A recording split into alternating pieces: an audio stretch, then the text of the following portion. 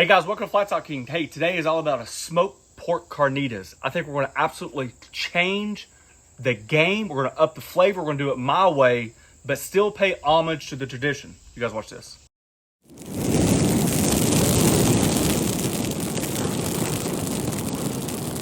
You guys know I love my Mexican food. I just can't stay away from it. I just absolutely crave it. We had some incredible pork carnitas about a year ago, and it's been on my mind ever since. I know it sounds crazy, but I just went down that rabbit hole of like how to make good pork carnitas, right? And then obviously, depending on your village, your area, your region, the recipe can change a lot of different ways.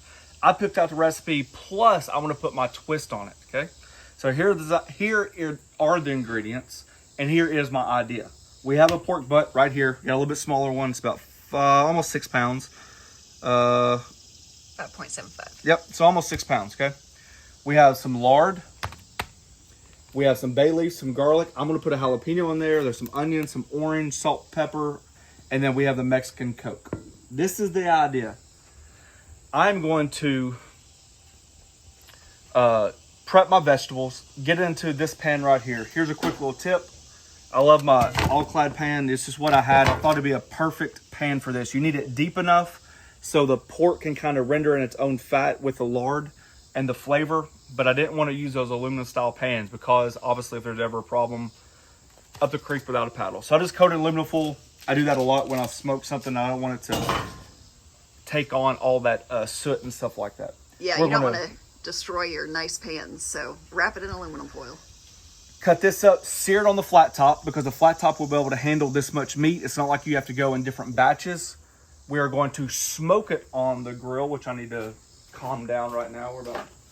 We still got some space. I'm going to shut it off about 250. If it gets up to 275, it's not a big deal. I'm looking at about 2 hours of smoke. Just to infuse a ton of flavor. Then we're going to add all that to that lard mix and then finish it off in the oven and braise it. Cool. Or the grill, not the oven. Multi-step, but it's going to be dang good. It's worth it. All right, first things first. I'm going to prep my ingredients so I don't cross-contaminate. Here's a whole head of garlic. I'm just going to show you what I did. So all these are already done. I just take a head, smash it. If it's smashed too much, it's not going to matter.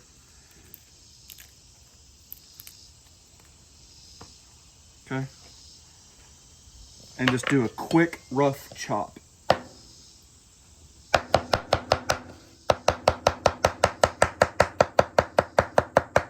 Jalapeno, I just grounded up some the other day on a video. I'm just going to keep it seeds and everything in there. The onion, we're just going to take the skins off. I'm going to quarter it. If I was going about an 8 to 10 pound butt, I would probably do another onion, maybe another head of garlic, and even maybe another orange. But since we're staying around that 6 pound range, not the 8 to 10 pound range, I think we're going to be fine on flavor. Little tip. When you learn your stocks in the restaurant industry, this thing right here is a ton of flavor. Don't ask me why people don't eat them, but when you use them for something like this, keep them. Because if you're not going to eat it... Is that just like the end of the bulb or something? It just impacts a ton of flavor. And then our orange has been washed, both of these, and I'm going to quarter these.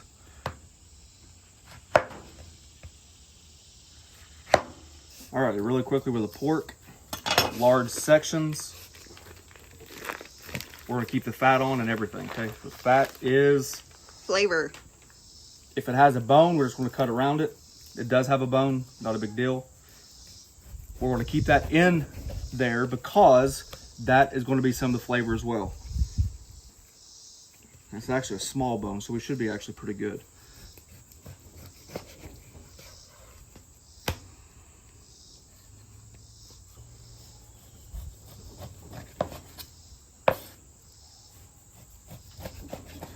Our pork's cut up. Some good salt and pepper all over really about everything. You don't have to go overboard with it, but it will help.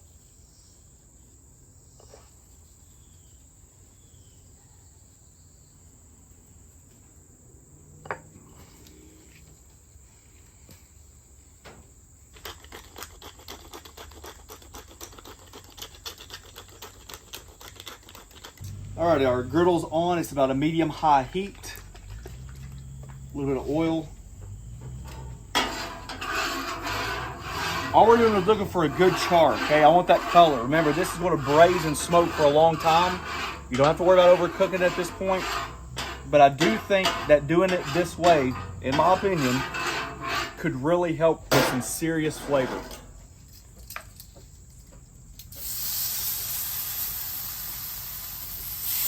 See, if you're using a crock pot, not a crock pot, like a Dutch oven, man, you'd have to do this thing in like multiple batches, cut your pork up smaller. It might not all fit by the time you add everything in there. Using the griddle to your advantage. You've already got it. Thinking outside the box.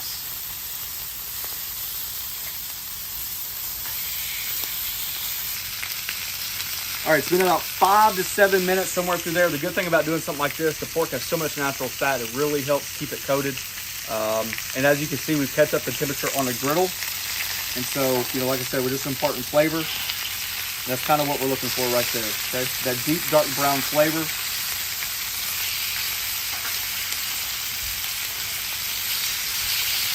All right, we're hovering anywhere around 275. If it gets to 250, I don't care. If it gets to 300, I don't care. Remember, this is all about flavor. I just rolled some hickory on there. My fire's on this side, so I'm gonna offset it a little bit. Give it plenty of space. As you can see, we got some, ooh, that smoke, some nice browning. Now we're gonna pick up some of that flavor. We're gonna let this roll for an hour, and then we're gonna start our lard mix. Pork's been on about an hour. We've got one thing of lard in there. I'm just going to put the other thing of lard in there. That's a lot of fat. It's a healthy dish, honey. Garlic. So everything's basically the dump method. We're going to hold off on the Coke until later. Squeeze the orange and keep the orange in there for the citrus. Oh yeah. Ooh, boy, look how much good. Smoke flavor we've got, how much darkening we've got. That's perfect. Oh yeah. Whew. See how much flavor our oil's starting to get. It's barely starting to come up to a boil. So just to recap, they've just smoked for 2 hours. This has been on here for like an hour, okay? So now we're just going to place this stuff in the fat. Remember, we're holding off on that Coke. That Coke's going to be the last thing we put in there. Probably about every hour from now on until this is done. It's not a big deal. We probably won't show it. I'm just going to come back in here and just flip these. Just like that, okay? That way they just all have an equal chance to get coated in that fat and cook. All right, so our temp has been hovering around 250, just about dang near solid. So what I want to do is just kind of move it right in the middle, okay? I'm going to open my vents a little bit, and hopefully I can cruise about 325, 300 somewhere through there, and just let this thing go. Ooh. That pork is tender, tender, tender. So we got about 30 minutes, 45 minutes, maybe an hour. I'm just going to cut the heat a little bit. But now we're just going to take this Mexican Coke. I'm going to add about maybe like half the bottle. This is a pretty big bottle, 500 milliliters. This is going to help that pork caramelize.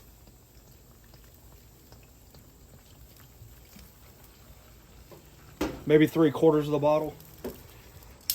Holy cow.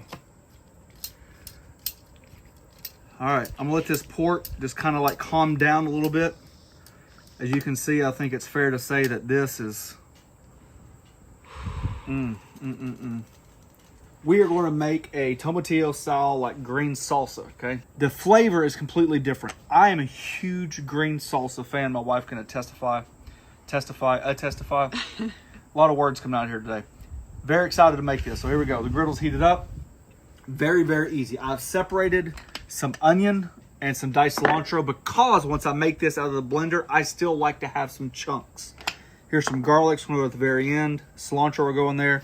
So I have 1 onion, 1, 2, 3, 4, 5, 6, 7, 8, 9, 10, 11. So tomatoes, salt for taste, 2 jalapeños. I'm just taking the tops off. Lime if needed. All right. The idea is we're gonna blister and roast our vegetables. Really helps to char flavor.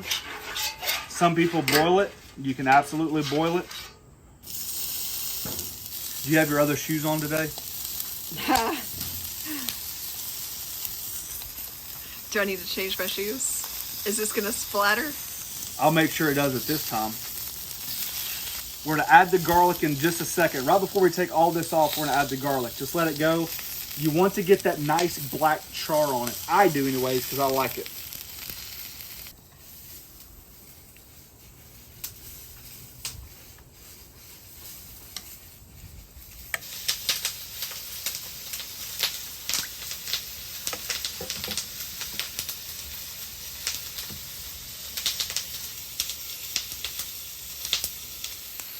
We're about 75% done. I'm just gonna add this garlic, maybe just a touch more oil. I've just been moving it around and then using the dome to help create that steam and cooking those tomatillos down, make them like real tender. This is the final product. You know, obviously I don't know if I need to go in here and show you how tender it is. I mean, this stuff should just be able to fall apart, which it is. There's that bone in. I did that so that way you can keep all that flavor in there. We'll be able to put this on some tacos with that fresh salsa, that warm salsa. I kept the onions in there too. It smells amazing too. You really get the notes of the kind of like the bay leaf, the citrus. I honestly think it could use just a touch. I mean, touch more flavor, maybe a little bit more salt. But the flavor is fantastic. I think you can taste the Coke at the end. You just see the dark bits that it gets. It is almost like it gets a nice like caramelization. Mm-hmm. Look at that smoke ring. You don't want to burn your garlic, so as pieces get done, I'm going to go ahead and start rotating them to the blender cup. A little bit longer to go on those tomatillos. They're not ready yet. That onion's probably done. That tomato right there is probably done. That one's done. I'm going to leave that on there. Just a couple more minutes. Oh yeah. See our color change? So nice and tender they got. You can add a little water too to help them steam. All that color in there. Now that's flavor. Now you gotta be careful when I blend this. All right. Whole head of cilantro, basically minus a little bit to just go on the salsa. Nice pinch of salt. Put the lid on good. There we go.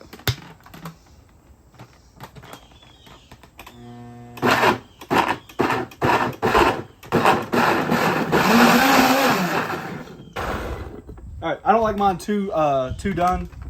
I don't like mine too blended, I guess I should say. Oh yeah. Now you want to adjust for flavor. Golly, that's perfect. I think this might be one of my favorite parts about pork carnitas, especially at the restaurant that we get them from. They put it on the flat top to make it crispy. Woo! I dunked one of those tortillas in that lard. You're talking about a perfect Briera style taco.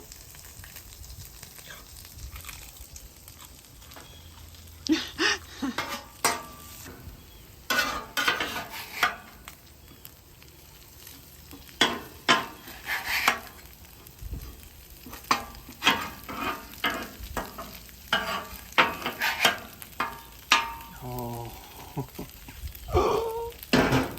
This right here is why we pretty much never go out to eat.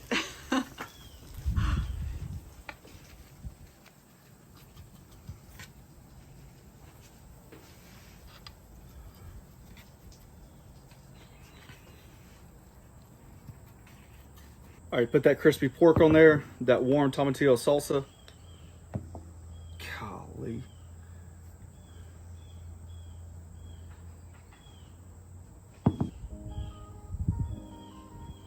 Now I've got a couple ideas lined up the rest of this pork. Kind of like one of those twofers where you make a bunch of meat, but then you have other ideas planned. So when we refer you to this video down the road, this is where you're going to get it, okay? I'm a cilantro fan.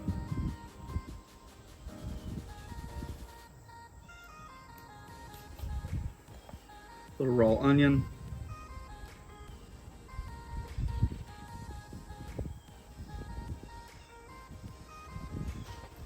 And then just to top it off, just a little squeeze of lime for freshness. It just zips it right through that fat of the pork. And there you go.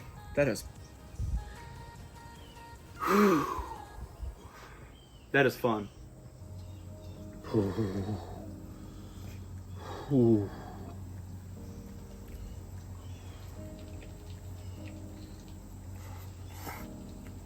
The one thing that catches you off guard is when we talk about balancing flavor and how sometimes you can have sweetness, saltiness, crunchiness, you know, you just name it, the umami flavors.